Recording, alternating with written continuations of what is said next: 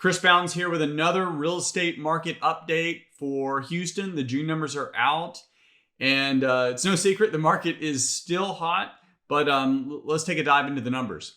In June, 10,638 homes were sold in the Houston area, representing a 13.6% increase in homes sold year over year. So June 2020 to June 2021, a 13.6% more homes were sold. Got to keep in mind, of course, during 2020, everything slowed down. So, but we did have an increase year over year. Average sale price also increased to $395,316. That's the average price of a home sold in June of this year. Now that represents a 23.7% increase year over year. That's big. And if you're a buyer in this market, you know that. You felt that. Average days on market, buyers definitely know this too. Buyers and sellers, 29 days. That is a decrease. 29 days. We basically have about a month and a half of inventory in the Houston area, which historically 6 months of inventory is healthy. That's normal. So we've got about a month and a half, which is why average days on market is so low. And it's why prices are going up. New listings, we had 13,988 new listings in June, representing a 12.9% year over year increase. And this is a good trend because we actually had more new listings than we have homes sold. So inventory is very, very slowly growing.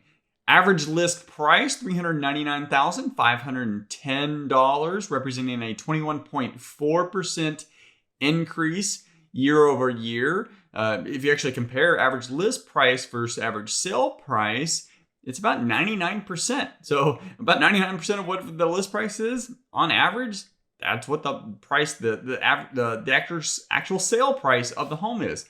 And then total active listings is 12,893. Now this is still the big one. This still reflects what we're seeing with increases of price, low days on market, and everything else, because that is a 41.1% decrease of total inventory. But the trend is in the right direction because we were over 50% in subsequent months. We're now at 41%. We've got a long ways to go before we get to a more balanced market for everyone. Rents have gone up tremendously over the last several months. So in June, $2,111 was the average single family rent rate. That's a 10.6% increase. Really what we're seeing there is if you can't buy, either because you're getting priced out or you're just getting beat out, you have to rent or you have to renew your lease and stay renting. So the availability of rentals has gone down. And of course, just like with home prices, because we don't have as many listings on the market, that's pushing up home prices. Well, if we don't have enough active leases on the market, that pushes up rents. So we're seeing the same thing there. So what does all this mean?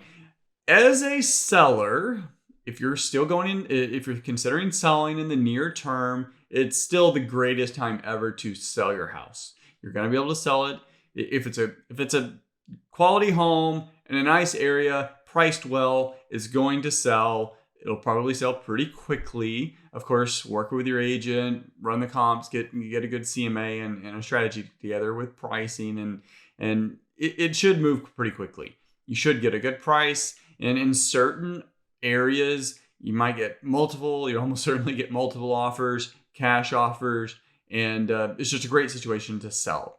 Now, buyers still having challenges. Depending on your type of financing, FHA, VA buyers might find it a little bit more challenging, just like in previous months, to get a home. It doesn't mean it's impossible. You absolutely can, and I've heard stories where FHA buyers are getting homes, but you're going to have to be a little bit more aggressive, maybe in the price. Definitely quick to look at opportunities in homes.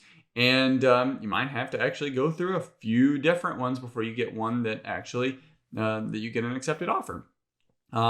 Conventional financing, cash buyers. Cash buyers right now actually is at an all-time high nationally. It's like 30% of deals are cash deals. That's huge. But if you're a buyer and you can do cash and then just refinance out later on, or you can do conventional, you're very well qualified, you have a recent pre-qualification letter, then it's going to put you in a better standing in a multiple offer type situation. But regardless, work with your agent to help you on the right strategy whenever you're making offers. Investors, for the flippers out there, because it's a good sales market, like best time ever. For the most part, what we're seeing with buyers, like they want move-in ready.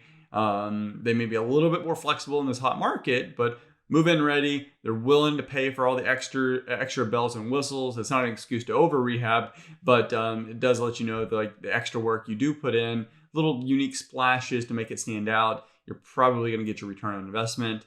For landlord investors, like, it's just an amazing long-term appreciation, strong rent growth in the near future.